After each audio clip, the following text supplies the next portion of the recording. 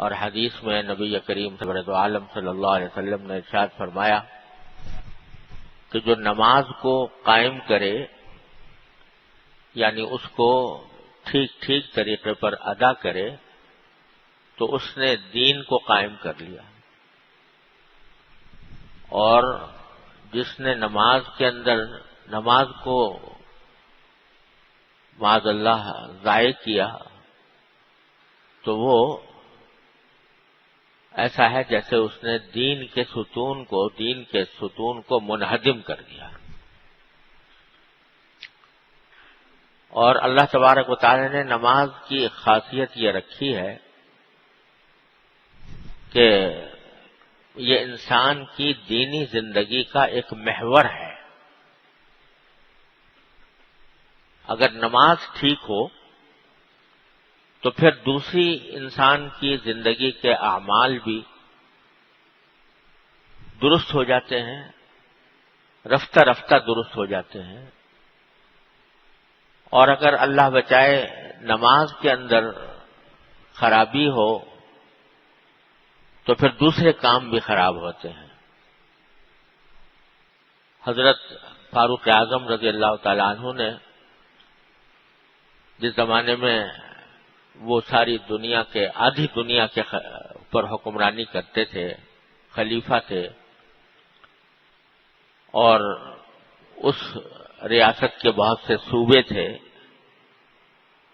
حجاز تھا، عراق تھا، شام تھا، مصر تھا، اور ہر جگہ کے الگ الگ گورنر مقرر تھے۔ تو اپنی ساری قلمرو میں پوری ریاست میں ہر گورنر کو ایک پروانہ جاری فرمایا تھا، جو موطا امام مالک میں مروی ہے، کہ یہ فرمایا تھا کہ ان اہم امورکم عندی الصلاۃ، او کما قال رضی اللہ عنہ، کہ میرے نزدیک تمہارے سارے کاموں میں سب سے اہم کام نماز ہے۔ یہ کس کو کہہ رہے ہیں؟ حاکموں کو بحیثیت امیر المومنین کے خطاب کر کے فرما رہے ہیں کہ تم جو ریاست کے کام انجام دیتے ہو، ان سب کاموں کے اندر سب سے اہم کام میرے نزدیک نماز ہے۔ تو جو نماز کی حفاظت کر لے گا تو وہ اپنے سارے کاموں کی حفاظت کر لے گا۔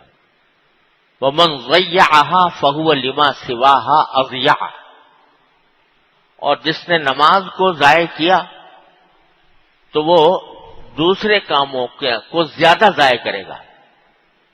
جس کی نماز غلط ہوئی، ضائع ہوئی، صحیح طریقے سے ادا نہ ہوئی، صحیح وقت پر ادا نہ ہوئی، تو اس نے ضائع کیا نماز کو۔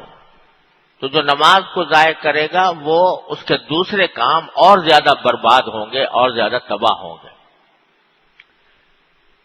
اتنی بحیثیت امیر المومنین اپنے تمام گورنروں کو یہ پروانہ جاری فرمایا۔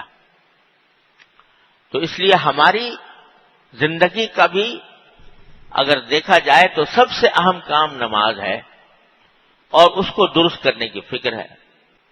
تو پہلے فرمایا کہ جماعت میں نیک بھی ہوتے ہیں،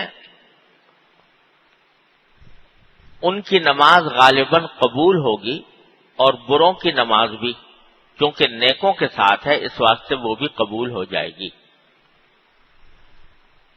اس کی ایک فقہی نظیر ہے، وہ یہ کہ اگر متعدد اشیاء ایک سودے سے خریدی جائیں تو یا سب واپس کی جاتی ہیں یا سب رکھی جاتی ہیں، اور جو ہر ایک کا الگ الگ سودا ہوتا ہے تو جس میں عیب ہو اس کو واپس کر سکتے ہیں۔ بس اللہ تعالیٰ بھی بندوں سے یہی معاملہ کرتا ہے، اسی لیے جماعت مشروع فرمائی، کیونکہ یہ تو مستبعد ہے کہ سب کی نمازیں واپس فرما دیں، تو سب ہی قبول فرما لیں گے۔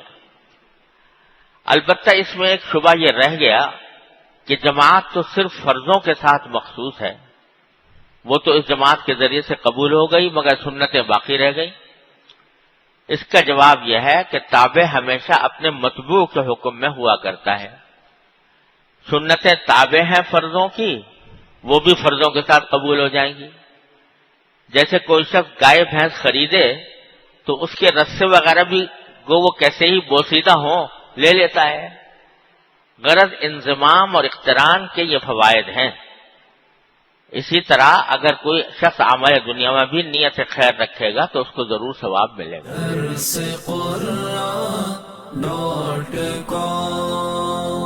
www.darsequran.com